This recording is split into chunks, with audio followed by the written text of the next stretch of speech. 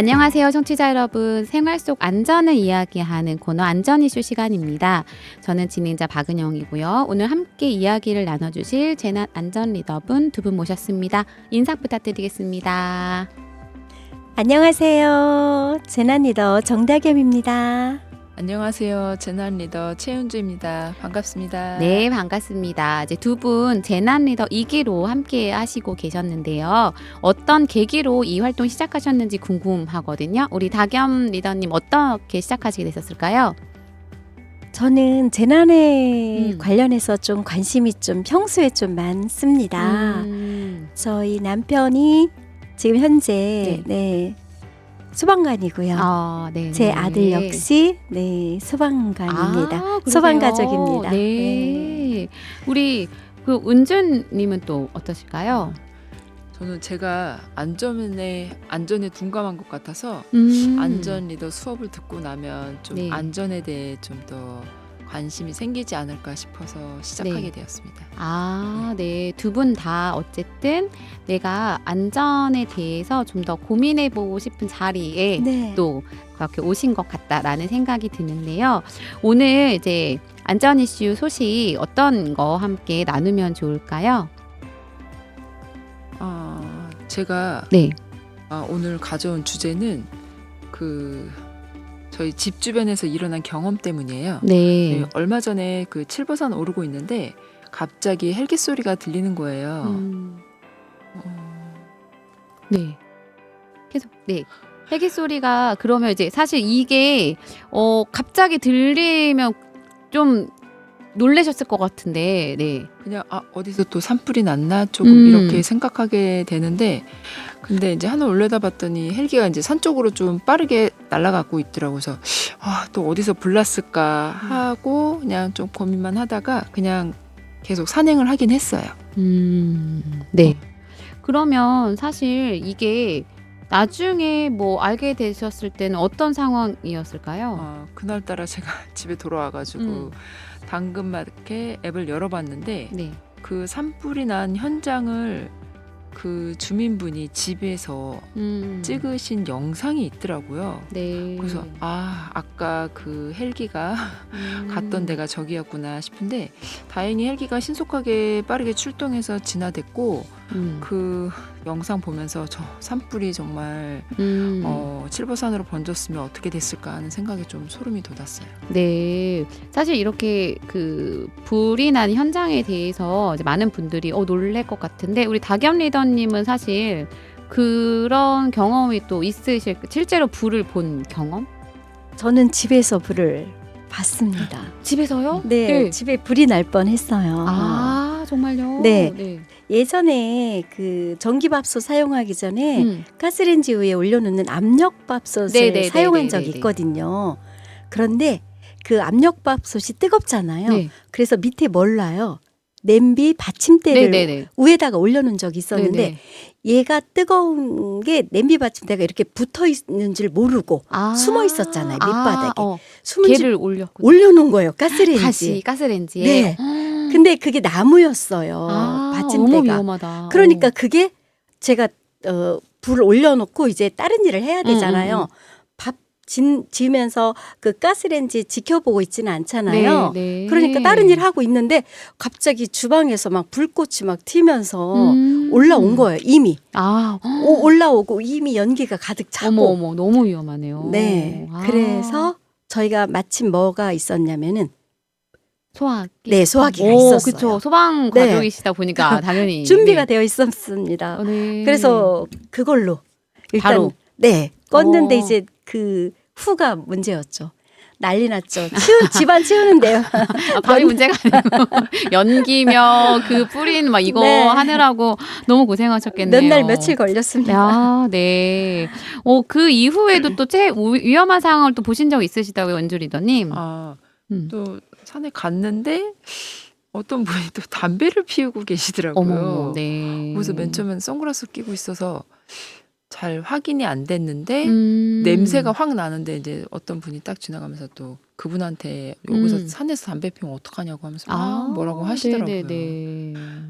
너무 위험하네요. 산에서 담배는 진짜 벌금 아니에요? 그러니까요. 정말 어디다 신고하고 싶었어요. 그쵸. 벌금인 것 같은데. 그러게요. 사실 이제 산불을 위험하다. 뭐 불은 여러 상황에서 날 수 있는데 불 자체가 굉장히 위험하다라는 건데 사실 이거를 이제 방지하기 위한 분들도 있긴 있잖아요. 네네. 네네. 거기 산에 올라가다 보면은 그 빨간색 옷 입고 그 산불 방지 요원분들이 이제 번갈아 가면서 이렇게 활동을 하고 계시는 걸 제가 자주 봤거든요. 네. 근데 그 뭐 정상까지 올라가신 것까지는 제가 못 봐가지고 근데 이제 깊은 산속까지 그게 다 통제가 되지 않을까 싶은 생각이 드네요. 네. 네. 그러면 어쨌든 이제 늘 아무리 통제하고 예방한다고 해도 불은 순식간에 일어나기 때문에 어떤 이제 그러한 산불이 또 꾸준히 있기도 하고 위험한 상황인데요. 좀 비교할 만한 수치가 있어서 가져오셨다고 하는데 어떠신가요, 우리 은준 리더님? 네. 2025년과 2026년 산불 통계를 가져왔어요. 네. 비교해보면 정말 놀라운 변화가 있거든요. 네. 먼저 2025년 이야기부터 한번 해볼게요. 네. 2025년에는 좀 산불이 꽤 많이 났었던 게 저도 네네. 기억은 나거든요. 실제로 어느 정도였었을까요? 2025년은 진짜 대한민국 산불 역사에서 지우기 힘든 해였어요. 네. 3월에 경북 의성에서 시작된 산불이 안동, 청송, 영양을 거쳐서 동해안 영도까지 번졌거든요. 경북 지역에서만 피해액이 1조 505억 원이었어요. 1조 엄청나네요. 우리 소방 가족을 둔 우리 다겸 이때 혹시 지원 나가시지 않으셨어요? 맞아요. 저희 뭐 아들이 뭐 강원도로도 막 지원 네. 나가고 네, 그랬을 것 그러니까 같아요. 전국에서 지원이 다 그쵸. 나가는 걸로 알고 있어요. 네. 그 당시에는 소방관 분들이 너무 고생을 많이 하셔가지고 이게 뭐 그게 밤낮 없이 계속 번지는 상황이라서 굉장히 위험한 상황임에도 불구하고 너무 수고하셨던 기억이 나는데 피해액도 되게 많았지만 피해 면적도 굉장히 컸다고요. 네. 네. 피해 면적이 10만 헥타르에 달했는데 이게 1986년에 산불 통계를 작성하기 시작한 이래로 역대 최대 규모였어요. 네. 전국으로 보면 2025년 1월부터 6월까지 반년 동안 산불이 366건에 발생했고 피해 면적이 10만 4,976 헥타르, 피해액이 6조 7천억 원이 넘었어요. 와, 정말 심각하게 많은 피해가 있었네요. 저도 그때 이제 막 그 뉴스가 기억이 나는데 어제 그죠? 그 집에 있는 그 앞에까지만 오거나 집도 다 불타고 그런 뉴스는 외국에서만 본 거라 생각했는데 몇 날 며칠 안 타는 불이 정말로 위험했던 것 같습니다. 네. 그러면 대형 산불은 몇 개로 집계가 됐을까요? 6건이나 됐고요. 그리고 그 산불들을 보면 여름에는 극한호우로 산사태까지 겹쳐서 2025년 한 해가 그야말로 기후 재난의 해였다는 말이 나왔을 정도예요. 네. 우리 다겸 리더님께서도 사실 2025년에 그때는 산불 끝날 때까지 조마조마하셨을 것 같아요. 계속 출동을 나가고 이렇게 외부에 나가 있으니까. 네, 맞아요. 조마조마했고 또 제가 아는 지인의 그 집도 다 탔다는 소식이 들려왔고 또 한 분은 그 친구의 아버님이 돌아가셔서 산불로 인해서 지방까지 다녀온 일도 있었죠. 네. 네. 사실 이때 저희가 이제 되게 인상 깊었던 건 이 피해 규모가 워낙 크다 보니까 인명피해가 있었다는 인명피해까지 거죠. 났던 산불이었던 걸로 기억이 나고 사실 이제 많은 분들이 이게 빨리 진화됐으면 좋겠지만 그 당시에 비도 굉장히 안 왔었던 것 같아요. 맞아요. 하늘이 도와주지 않았어요. 네, 비가 굉장히 건조했는데 비까지 안 오니까 진화에 정말 어려움이 크고 저도 인상이 깊어요. 불이 이렇게 날아다닌다고 하는데 바람이 그쵸? 또 셌어요. 네. 그래서 아마 너무 그런 상황들이 굉장히 위험했을 것 같은데 올해 좀 그게 바뀌었을까요? 2026년은 어떤가요, 우리 원준 리더님? 네, 여기에 반전이 있습니다. 네. 2026년 1월부터 6월 9일까지 2025년 같은 기간이랑 비교해 보면요. 발생 건수는 367건으로 작년이랑 거의 똑같아요. 진짜요? 발생한 건수만 보면은 네네네. 그런데 대형 산불이 6건에서 2건으로 줄었어요. 오. 그리고 피해 면적이 10만 4,976 헥타르에서 네. 727 헥타르로 줄었습니다. 아, 10만 72헥타르에서 그러면 거의 100분의 1 수준인 거네요, 거의? 네, 맞아요. 오. 약 144분의 1로 줄었어요. 피해액도 6조 7천억 원에서 4,801억 원으로 크게 줄었습니다. 정말 그러면 이게 건수, 그래서 사람들이 어떠한 이유로 또는 자연 발생적으로 360건이 낮지만 피해 규모가 달라졌다면 그거는 어떤 변화가 있었던 것 같은데 뭐가 변했을까요? 네, 그게 오늘 바로 핵심이에요. 정부의 산불 대응 시스템이 크게 바뀐 거거든요. 네. 이야기가 조금 길어질 것 같으니까 잠깐 음악 한 곡 듣고 이어갈까요? 네, 좋습니다. 그럼 노래 어떤 거 들을까요, 우리 은주 리더님? 산이니까 이선희의 아름다운 강산. 네, 그렇죠. 아름다운 강산 함께 듣고 오겠습니다. 네, 음악 듣고 오셨습니다. 오늘도 안녕하세요. 안전 이슈 함께 이야기 나누고 있는데요. 이제 아까 저희가 산불이 굉장히 많이 일어났는데 이게 그 피해 규모가 줄었다는 얘기를 하고 음악을 들었는데 어떤 시스템이 변화가 있었는지 구체적으로 은전 리더님 얘기해 주시면 좋을 것 같아요. 네. 기후에너지환경부가 국립공원 산불 대응 혁신 방안을 추진했어요. 네. 크게 3가지 방향인데요. 산불 예방, 초동 진화, 역량 강화예요. 네, 3가지 하나씩 좀 설명해 주시면 감사할 것 같은데. 네. 먼저 예방 쪽에서 가장 눈에 띄는 게 AI 감시 카메라예요. 연기랑 불꽃을 감지하는 인공지능 카메라를 2030년까지 231대로 확충할 계획이에요. 지금은 18대밖에 없거든요. 그럼 굉장히 10배 이상 늘리는 셈이네요. 네네네. 그리고 IoT 산불 조기 감지 시스템도 야영장이나 주차장처럼 화재가 자주 나는 곳에 설치하고 있어요. 사각지대를 없애나가는 거죠. 네, 그러면 이제 초동 진화, 이제 불이 났을 때 대응 방식이나 이런 것도 좀 빨라질 것 같은데 어떤가요? 네, 이게 정말 중요한 부분이에요. 산불이 발생하면 담당자와 현장 인력에게 자동으로 문자가 가고 발생 위치 지도까지 함께 전송돼요. 이게 초동 대응 시간을 확 단축시킨 거예요. 제가 칠보산에서 봤던 그 헬기도 이 시스템 덕분에 그렇게 빨리 출동할 수 있었던 게 아닐까 싶어요. 네. 그러면 기존에 있었던 출동 시스템은 어땠는지 혹시 다겸쌤 혹시 알고 계신가요?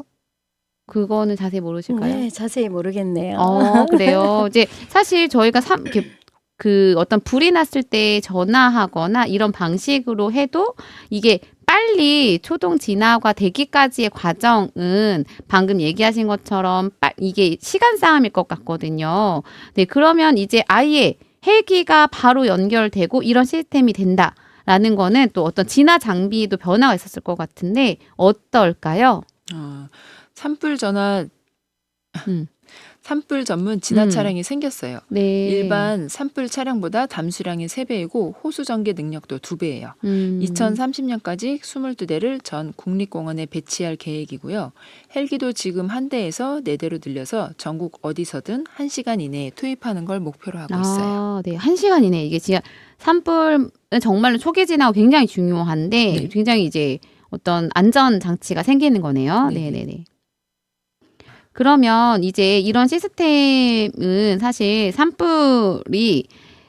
불이 났을 때 진화하고 무엇보다 중요한 건 안전, 예방일 것 같은데 우리 어떤 상황일까요, 실제로? 전문가들이 항상 하는 말이 있거든요. 네. 초동 진화가 전부다 해요. 산불은 처음 몇십 분 안에 잡지 못하면 대형화로 이어질 수밖에 없어요. 네. 그러면 이제 처음에 산불이 일어나는 원인이 대부분 사람이라고 그러는데 어떨까요? 네. 최근 10년간 국립공원에서 발생한 산불의 86%가 사람에 의한 거예요. 입산자 실화가 54%, 주민 소각이 32% 정도 되고요. 네. 그러면 어떻게 보면 아무리 제도나 장비를 어마어마하게 들인다고 해도 한 사람의 그 부주의한 행동 때문에 날 수도 있겠네요. 네, 맞아요. 네. 그래서 어떻게 보면 사람이 그 모든 예방의 최전방에 있다고 봐도 될 것 같습니다. 네. 네, 제가 산에서 봤던 그 흡연자처럼 작은 부주의가 엄청난 피해로 이어질 수 있는 거잖아요. 산에서의 흡연 허용 구역 허용, 구역 밖에서의 취사, 영농 폐기물 소각 이런 것들이 여전히 주요 원인이에요. 네.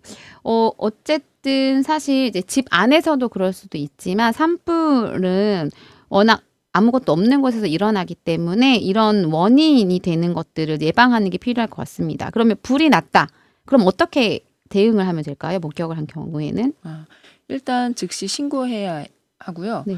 산림청 산불 상황실이 042-481-4119고요. 소방서는 119, 경찰서는 112예요. 스마트폰에 스마트 산림 재난 앱을 깔아두시면 위치 정보랑 사진이나 영상을 첨부해서 바로 신고할 수도 있어요. 요즘 산행 좋아하시는 분들 많은데 스마트 재난 알림 요거는 이제 설정을 해놓으시면 본인뿐만 아니라 모두의 안전을 지킬 수 있을 것 같네요. 물론이죠. 산행 중에 불이 번지면 계곡 쪽은 피해야 해요. 불이 계곡을 타고 올라오거든요. 화렵수림 쪽으로 신속히 대피하시고 야영 중이라면 산과 멀어지는 도로를 따라 이용하는 게 안전해요. 그리고 집에 계실 때 산불이 다가오면 모든 창문이랑 문을 닫고 가스를 차단한 다음 대피 안내에 따라서 이동하셔야 해요. 네. 너무 중요한 내용 같아요. 사실 저도 만약 불이 난다면 어떻게 행동해야 될지 모를 것 같은데 그래도 다겸님께서 집에서 났을 때는 어떤 소방 그걸 가지고 하려고 하셨고 저희가 지금 얘기하신 것처럼 계곡 물 옆에 있으면 괜찮을 것 같아서 계곡 쪽으로 갈 것 같거든요. 근데 반대였네요. 네, 그게 아니라는 거. 그리고 산불 상황실에 대한 전화번호 042-481-4119 굉장히 중요한 번호 같습니다. 오늘 이야기 들으면서 좀 불에 대한 이야기를 좀 해봤는데 우리 다겸님은 들으시면서 어땠는지 또 궁금하거든요. 혹시 뭐 그런 이야기들 지금 나눈 것들 들으시면서 어떤 생각이 많이 드셨을까요? 일단은 예방이 최고다. 예방이 최고다. 네, 최고라는 거고요. 제가 아까 말씀드렸잖아요. 집에서 이제 그 가스레인지에서 이제 불이 올라온 적이 있었다고. 그 이후로 대처를 어떻게 했냐면은 일단은 불에 올라갈 때 한번 점검을 더 살피고 하고요. 그다음에 중간 밸브에 가스 차단기 타이머를 설치를 해놨어요. 그래서 30분 타이머 설치를 해놓기 때문에 제가 잠깐 자리를 비워도 자동으로 가스가 차단되어서 그 이후로 안전하게 생활하고 있답니다. 네. 사실 이제 저희가 평상시에 부주의하기 때문에 이런 불에 관련된 사고들이 많이 일어나는 것 같은데 얘기해 주신 예방책을 뭐 산에서만이 아니라 일상 중에도 하는 것들이 꼭 필요할 것 같습니다. 오늘 이야기하면서 이제 어떤 마무리도 이야기해주고 싶을 것 같은데 은주 리더님은 또 어떤 마음이 드셨을까요? 숲은 한순간에 타지만 자라는 데는 수십 년이 걸리거든요. 그리고 산불은 자연재해이기 이전에 사람들의 부주의가 만들어낸 재난이기도 해요. 정부가 아무리 좋은 시스템을 갖춰도 시작은 결국 우리 한 사람 한 사람의 행동이거든요. 빠른 신고, 조심스러운 행동, 그게 가장 강력한 산불 예방이라고 생각합니다. 네, 너무 좋은 말씀 감사합니다. 사실 이제 우리가 어떤 상황에서든 이제 빠른 신고, 조심스러운 행동, 요거 2개, 그렇죠? 예방하고 신고하는 것만으로도 충분히 불을 예방할 수 있을 것 같다 생각이 드는데요. 우리 오늘 2기로서 방송 처음 하셨어요. 우리 소감 들으면 좋을 것 같은데 우리 다겸 리더님 어떠셨어요? 푸른 숲은 매우 중요한 것 같아요. 네. 그래서 우리가 이것을 지켜야 되지 않을까요? 그래서 한 사람 한 사람의 그 관심이 필요하고요. 그리고 이 푸른 숲을 지킴으로 인해서 우리의 삶을 지키는 것이 중요하겠다. 그래서 서로 관심과 실천에서 이것은 비롯된다라는 생각을 가지게 되었습니다. 네, 감사합니다. 우리 은주 리더님은 어떠셨어요? 방송 해보시니까 또? 저도 오늘 이거 하면서 조금 더 그 자연재해나 이런 거에 대해서 좀 더 관심을 갖게 되어서 저한테도 좀 좋은 시간이었고 이런 시스템으로 인해서 조금 더 저희가 안전하게 생활할 수 있다는 걸 또 알게 돼서 좋은 시간이었습니다. 네, 우리 전해주신 소식에서 저희가 이제 어떤 발생 건수가 비슷했다. 그런데 어떻게 대응하고 어떤 시스템을 만드느냐가 굉장히 큰 결과의 차이를 가져오는 거를 또 저도 알게 돼서 굉장히 좋은 시간이었습니다. 우리 마지막으로 노래 하나 듣고 우리 마치면 좋을 것 같은데요. 다겸 리더님, 우리 무슨 노래 들으면서 마무리할까요? 네, 일단 변함없이 푸르른 상록수처럼 네, 우리 모두가 안전을 지키는 든든한 네, 버팀목이 되길 바라며 양희은의 상록수 네, 듣고 싶습니다. 네, 너무 어울리는 곡입니다. 저희가 함께 푸른 숲을 지켜나가는데 우리 청취자님들도 함께 해주셨으면 감사하겠습니다. 그러면 우리 모두 인사드리고 마치겠습니다. 감사합니다. 감사합니다.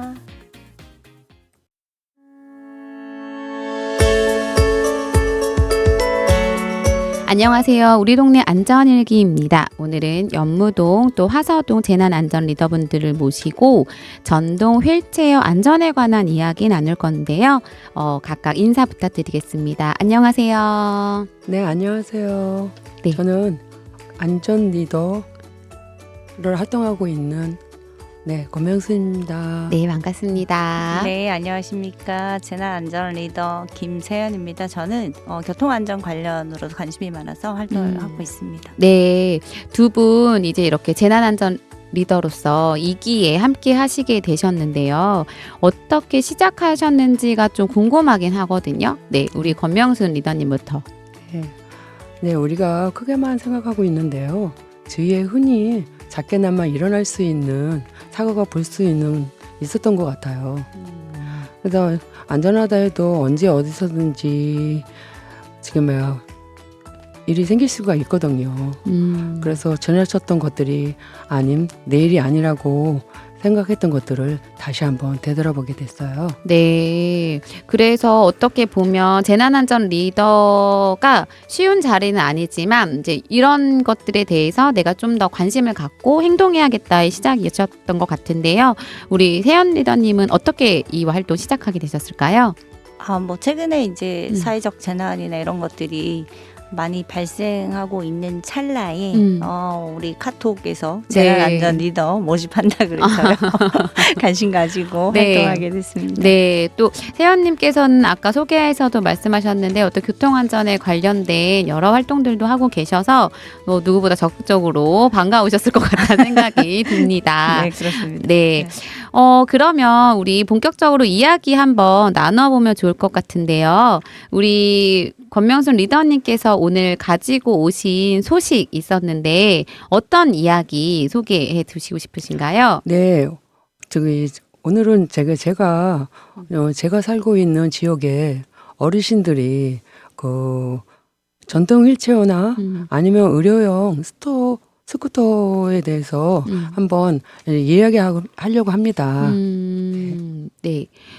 어쨌든 그런 휠체어 얘기들이 많이 이제 있으신데 우리 세연님도 그 부분을 어떻게 생각하세요? 이런 부분에 대해서? 네, 지금 방금 말씀하신 이제 전동 휠체어나 스쿠터가 법적으로는 어떤 지위를 갖는지에 대해서부터 먼저 시작하려고 하는데요. 네.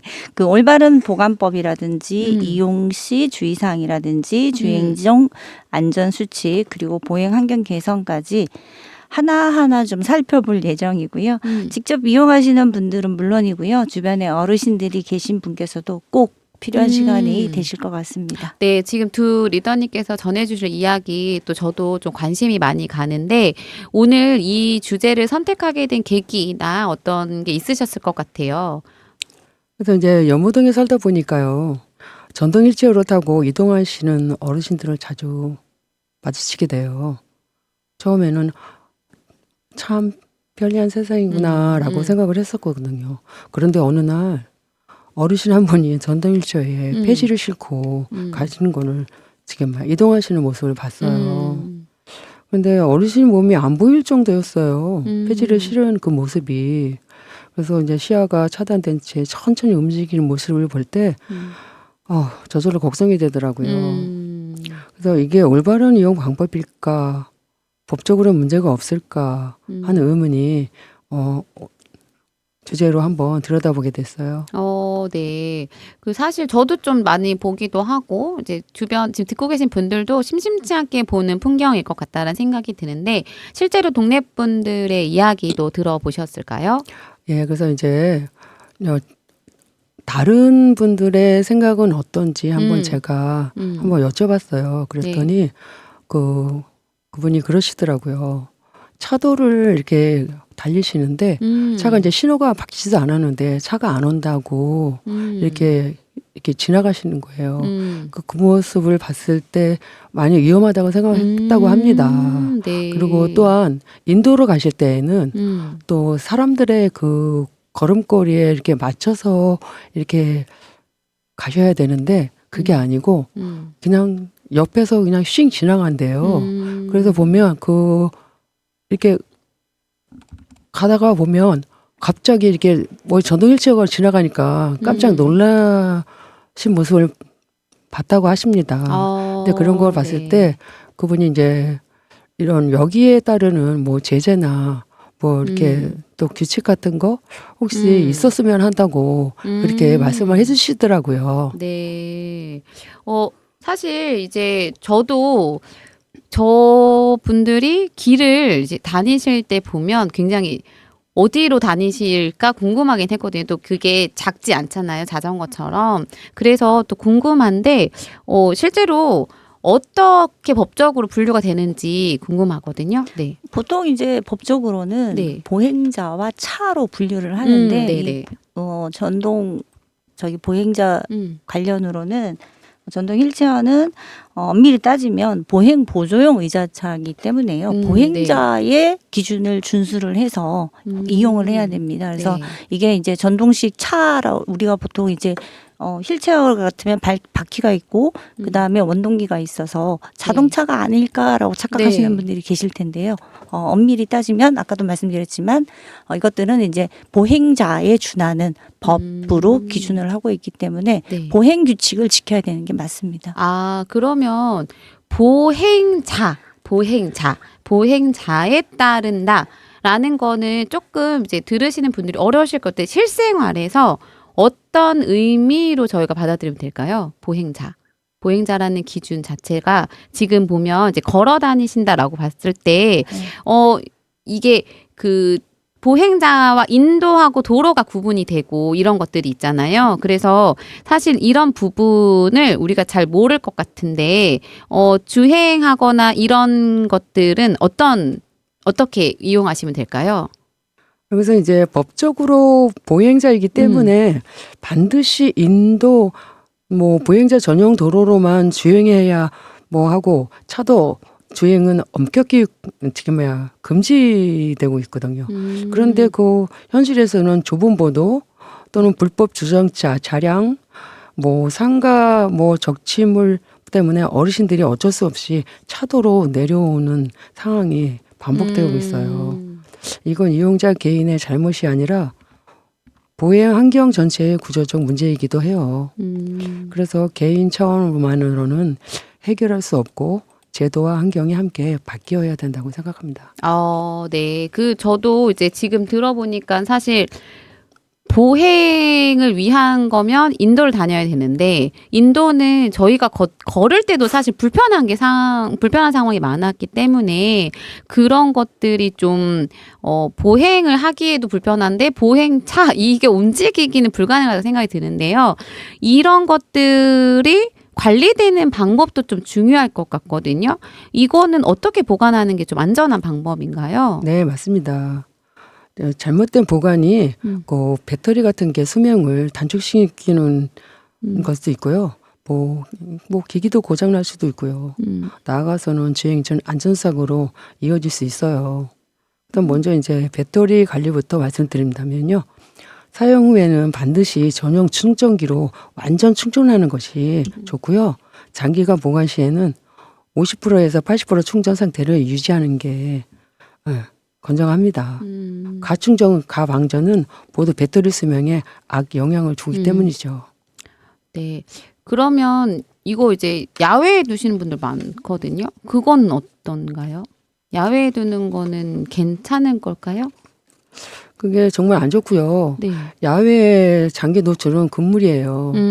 그래서 이제 비와 뭐 직사광선이 전자부품 같은 거 손상시키거든요. 반드시 실내나 지붕이 있는 곳에 이거를 보관하셔야 하고요. 보관하셔야 되고요. 네네네. 제가 이어서 좀 말씀드리면은 타이어 공기압도 주기적으로 점검을 해야 되겠죠. 아무래도 바퀴가 있다 보니까. 네, 그리고 이제 특히나 공기압이 부족하면 주행 중에 쏠림 현상 또는 낙상 위험이 높아지거든요. 참고로 이제 배터리 같은 경우에도 스피커 같은 이제 외부 장치를 연결하거나 기기를 임의로 개조하는 것은 또 절대 금지하고 있고요. 뭐 차량이나 이게 지금 보행자긴 하지만 사실은 뒤에 차잖아요. 그럼 자동차에 해당하기도 하지만 보행자의 법률을 적용하겠다라는 부분이기 때문에 이거 같은 경우는 진짜 절대로 금지를 해야 되고 특히나 이제 의료기기법 위반이 또 될 수가 있습니다. 예, 의료기기법 위반이 될 수 있고요. 그다음에 화재, 그다음에 감전 사고의 원인이 되기도 하죠. 브레이크나 조향장치, 조명 등 반사경이 정상 작동하는 지도 정기적으로 점검해야 하고요. 현행 기준상 조명하고 이제 반사경 장착이 의무화되어 있습니다. 그래서 이것들은 건드리시거나 하시면 안 되고요. 작동하는지 늘 점검하셔야 됩니다. 네, 그 사실 저희가 이제 아까 이게 보행 기준에 있지만 자전거나든지 이런 것도 마찬가지로 안전 점검이 늘 필요한데 이런 부분을 사실 이거는 더 큰 거고 알아서 괜찮을 거야 하시는 분들도 있을 것 같아서 얘기해 주셨던 부분들 꼭 체크를 해보셔야 될 것 같다는 생각이 드네요. 근데 사실 이게 안전 문제에 있어서는 저희가 이제 조심을 아무리 해도 사실 그런 게 아니라서 많은 분들이 꼭 집에 혹시 계시다면 바깥에 야외에는 안 되고 지금 얘기하셨던 분들 꼭 점검 부탁드리겠습니다. 네, 여기서 음악 한 곡 듣고 가고 싶은데요. 우리 노래 하나 추천드릴까요? 네, 여백이라는 노래인데요. 제가 이제 라디오에서 이 노래를 듣게 됐는데요. 그래서 이 노래를 가만히 듣고 있으니까 내가 일단 여유도 없이 힘도 없이 이렇게 살아왔구나라는 생각을 듣게 됐어요. 그래서 이제 가만히 눈을 감고 생각해 봤는데 어느 누구는 그냥 말씀하시더라고요. 여백이 가질 수 있는 시간이 어디 있느냐라고 말씀하시는데 저는 그렇게 생각을 안 하고 있습니다. 네, 가끔은 내 자신의 내 마음의 힐링을 여백에다 넣어주고 있는 것이 지금이야 힐링이 필요하다고 생각하고요. 그래야 이 세상이 보인다고 생각을 해요. 뭐 꽃도 피는 것도 보고 또 비 오는 것도 보고 또 눈 오는 것도 보고 이러면서 약간의 여유가 좀 필요하다고 생각해서 이 노래를 추천하게 됐습니다. 네, 그러면 저희 노래 듣고 계속 이야기 나누겠습니다. 네, 노래 듣고 오셨습니다. 저희가 전동 휠체어에 관한 안전 이야기 함께 하고 있었는데요. 우리 이제 앞으로 좀 더 이야기 나눠보면 좋을 것 같아요. 법적 지위라든지 보관 방법, 뭐 사용상에서 안전사항에 대해서 얘기해 주셨는데요. 이번에는 실제 이용할 때 또 하실 이야기도 있을 것 같은데 매일매일 이제 전동 휠체어나 스쿠터 이용하시는 분들 출발 전에 이거는 꼭 확인해라 하는 사항들 얘기해 주시면 좋을 것 같습니다. 네, 가장 먼저 이제 배터리가 몇 %가 남았는지 확인하는 게 좋겠고요. 주행 중에 이제 갑자기 멈추면 차도로 빠져나가지 못하는 상황이 생길 수 있어요. 그래서 정말 위험하거든요. 그리고 이제 브레이크하고 조향 장치가 정상으로 작동하는지 점검을 하셔야 됩니다. 그리고 이제 중요한 게 적재물 관리인데요. 폐지 등을 실을 때 운전자의 시야와 조향 장치가 가리지 않는 범위 내에서 적재하셔야 됩니다. 과대 적재는요, 무게 중심을 불안정하게 만들어서 전복 사고를 유발하고요. 주변 보행자에게도 사실 위협이 되는데 이 적재물이 사실은 엄밀히 따지면 하시면 안 되는 거거든요. 근데 이제 아무래도 그 휠체어를 타시는 분들이 뭔가를 이제 뭐 폐지라든지 이런 걸 싣고 가시기 편하시니까 많이 싣고 가시기도 하는데 이거를 네. 뭐 법적으로 제재하거나 하기는 참 곤란하지만 이 보행자들의 다른 보행자들의 보행을 방해할 여지가 충분히 있고 사고의 위험도 네네네. 있기 때문에 안 하시는 게 맞지 않나. 네. 그렇게 생각합니다. 사실 이제 기준이 저희가 차량 같은 경우에는 적재량이 법적으로 정해져 있어서 그쵸. 그걸 초과하게 되면 어떤 뭐 벌금이라든지 이런 제재 조치가 있는데 전등일체 같은 경우에는 이제 뭐 잘 알아서 뭐 요 정도니까 오히려 위반하실 것 같은데 이것들을 이제 싣고 다니실 때 주행 중에도 또 주의할 점들이 있을 것 같아요. 주행 중에는 어떤 걸 주의하면 좋을까요? 네, 그리고 몇 가지가 있긴 하는데요. 먼저 이제 손잡이나 좀 뭐 조이스틱, 팔걸이에 우산 같은 거를 이제 지팡이, 우산이나 지팡이 같은 거를 이제 거는 것이 정말 가장 위험합니다. 예, 의도치 않게 조작 장치가 건드릴 수 있거든요. 이 우산이나 이렇게 지팡이로. 그래서 위험할 수 있어요. 네. 또 이제 우리가 날씨 관련으로도 많이 좌우가 되는데요. 비 오는 날씨에는 아무래도 이제 전자 부품의 고장의 확률이 높아지겠죠. 그래서 고장 위험이 높으니까 운행을 자제하시는 게 굉장히 좋을 거고요. 특히나 또 야간 운행에는 가급적 피하시고 그다음에 부득이한 경우에 조명등을 켜고 밝은 색 옷을 착용해서 차량 운전자에게 잘 보이도록 해야 합니다. 지하철 리프트를 이용하실 때는 반드시 안전요원의 도움을 받으셔야 하고요. 이런 부분은 사실 이 전동 스쿠터나 휠체어뿐만 아니라 보행자들에게도 같이 적용되는 부분이거든요. 네네네네. 그래서 보행자들 역시나 그런 부분에 주의를 하시고 보행을 하셔야지 안전하게 보행하실 수 있겠습니다. 네, 사실 이제 비 오거나 혹은 야간이거나 시야가 확보되지 않은 상황에서 어두운 계열의 옷을 입으신 분들이 간혹 보면은 이게 잘 구분이 안 될 때가 차량의 입장에서 보면은 그래서 이 부분들은 말씀하신 것처럼 보행 잘하면 누구나 다 조심하셔야 되는 부분이 될 것 같습니다. 사실 이제 이렇게 운행하실 때 아무리 아직 안전을 지킨다고 하더라도 사고의 위험이 높은 상황들이 생길 수밖에 없을 것 같은데 어떤 게 좀 제일 위험하다고 보세요? 예, 전동 휠체어와 스쿠터는 자체가 낮아서 차량 운전자 시야에서 쉽게 벗어나서 홈이 추돌 위험이 특히 높아요. 그래서 이제 신체가 외부에 노출된 구조라 사고 시 피해도 크고요. 가장 중요한 원인은 인도 통행을 원칙 준수입니다. 그래서 어떤 상황에서도 차도 주행은 금지예요. 인도가 막혀 있다면 안전한 우회로를 찾거나 동행인의 도움을 요청하시는 것이 맞다고 봅니다. 네, 사실 이제 지금 얘기하신 것처럼 이제 아이의 몸이 다 외부에 나와 있어서 사실 이제 오토바이나 그런 것들처럼 굉장히 위험할 수 있는 상황이기 때문에 굉장히 이제 차도 피해야 된다라는 것과 인도 통행 원칙을 좀 지켜달라는 거. 근데 인도 통행 하다 보면 속도 관리나 어떤 이제 운행 작동을 할 때 다른 보행자분의 위협이 될 수 있을 것 같아서 그런 주의사항도 좀 있을 것 같거든요. 네네. 운행 중에는 반드시 이 차에 어쨌든 탑승을 한 거잖아요. 그래서 안전띠를 착용하셔야 되는 거고요. 그다음에 급 가속, 그다음에 급 제동, 급 회전은 전도사고의 위험이 있을 수 있습니다. 그래서 항상 조심하셔야 되고요. 특히나 또 요철 구간이나 경사로에서는 반드시 감속하셔야 하고요. 또 보행로에서는 항상 보행자들이 언제 어디서 나올지 모르니까 보행로에서는 항상 주변을 살피면서 다른 보행자와의 충돌을 피해야 됩니다. 또 어린이와 노약자, 장애인이 많은 구역에서는 더더욱 더 조심하셔야 하고요. 야간이나 오천 시에는 주행등과 방향지시등 꼭 켜서요. 주변에 나의 존재를 알리고요. 그다음에 반사경 상태도 항상 점검하시길 권해드립니다.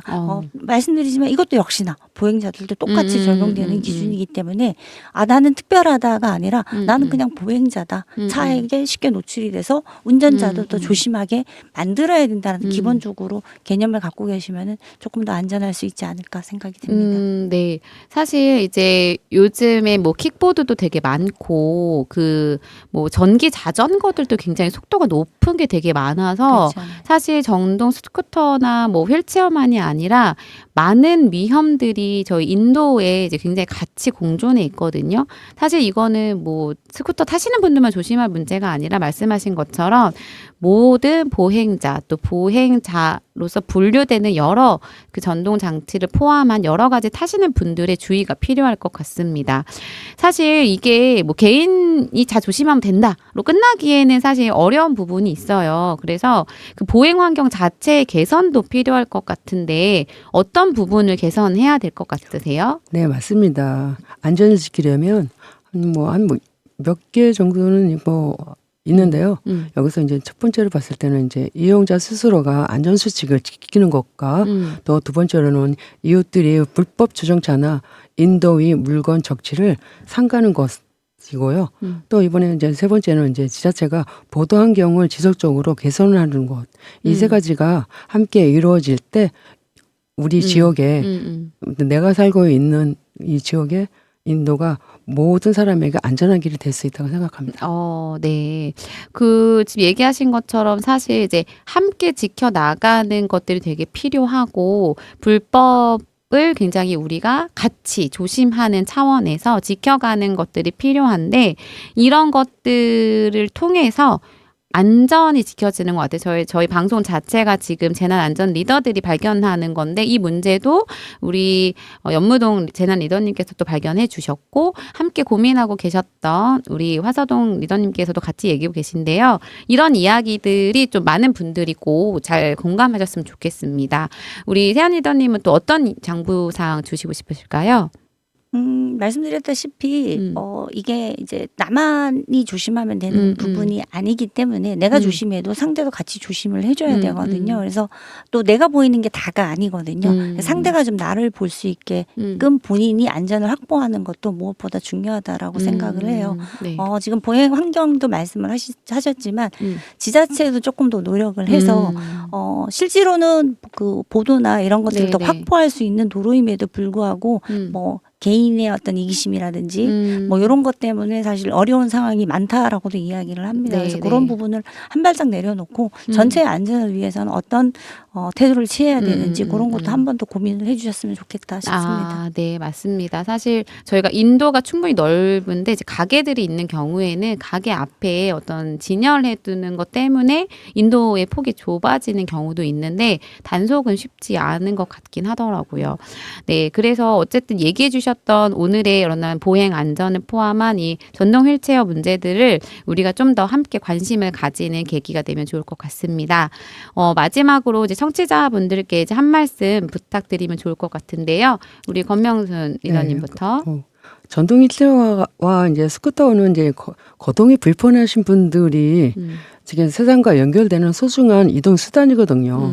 그래서 이제 폐지를 모아 생계를 이어가시는 어르신들의 전동 휠체어에 가득 쌓인 짐은 그분들의 삶의 무게이기도 하거든요. 그래서 이제 나만 조심하면 된다는 생각만으로는 안전을 지킬 수가 없어요. 네, 우리 그래서 이제 주변에 전동 휠체어나 전동 스쿠터를 이용하시는 어르신들이 계시다면요. 자, 오늘 배운 안전 수칙을 좀 같이 함께 공유를 해 주셨으면 좋겠고요. 네. 이 작은 관심 하나하나가 소중한 생명을 지킬 수 있다라는 생각하에 움직여 주셨으면 좋겠고요. 이에 대한 법적으로 위험하지 않게 또 제재를 좀 하는 부분도 일정 부분 네, 필요하지 않을까 싶습니다. 네, 사실 얘기해 주신 내용들을 우리가 함께 좀 바꿔가야 된다라는 생각이 들고요. 어쨌든 재난안전 리더로서 이런 이야기들을 전해주셨는데 오늘 방송이 첫 시간이셨어요. 그리고 사실 이제 막 들어오기 전에 되게 떨린다고 하셨는데 우리 권명수 리더님은 방송 마무리하기 전에 어땠는지 소감 한 말씀 해주시면서 인사하면 좋을 것 같은데 우리 권명수 리더님 어떠셨어요? 소감? 네, 이제 앞으로도 그 재난 안전에 대해서 이제 많은 공부를 이제 할 건데요. 그래서 일단은 뭐 오늘 라디오 보이는 라디오로 오늘 처음 해봤는데요. 일단 떨리고요. 그리고 또 이렇게 해보니까 또 안전에 대해서 맞아. 우리가 지금 모르고 지난 그 내일이 아니다라는 생각도 했었는데 이게 아니다. 우리가 주위에서는 작은 일이 내 일이 아니라고 생각하지만 그 일이 어떻게 보면 나한테도 올 수도 있는 거고 라고 생각이 들어요. 네. 그래서 일단은 뭐 안전교육을 받아가면서 나름대로 열심히 주의를 깊게 네. 보고 하겠습니다. 네, 저도 의원 드리겠습니다. 우리 김세연 리더님은 방송 소감 어떠신가요? 저는 이제 평소에도 교통안전, 보행안전 관련 네. 관심이 있어서 네. 책도 좀 집필하고 여러 가지 활동을 했었는데 사실 오늘처럼 보행 보조용 의자차 우리는 이제 공부를 할 때 얘네는 그냥 차가 아니고 사람이야까지만 이제 이야기를 나눴었는데 네. 이거에 대해서 적치물에 대한 이야기가 나오고 하는 부분은 저도 사실 처음 다뤄본 이슈여서 좀 재미있었고요. 정말 작은 부분인데 옆에서 이렇게 보시니까 보이는 것 같아요. 그래서 아까도 이제 말씀을 나눴는데 이런 것들 때문에 위험해하는데 저는 글쎄요, 저는 적치물을 이용한 거를 글쎄 봤었나 이제 이런 거죠. 그래서 주변을 늘 좀 더 세심하게 바라볼 수 있는 부분이 필요하다라는 부분을 또 새삼 느끼게 됐고요. 우리 재난안전 리더가 이렇게 하면서 한 걸음 한 걸음 나아가는 부분에 대해서 굉장히 의미 있는 시간인 것 같습니다. 네, 저도 방송을 이제 1기에 이어서 2기를 진행을 같이 하면서 느끼게 되는 건 이 방송을 하면 더 보여요. 이렇게 소재를 찾으세요. 소재 찾아오세요. 이렇게 하니까 뭐가 위험하던가요? 이렇게 저도 또 그거를 같이 공감하게 되는 시간이 되는 것 같아서 참 소중한 것 같습니다. 다음에 또 뵙겠습니다. 네, 감사합니다. 감사합니다. 수고하셨습니다.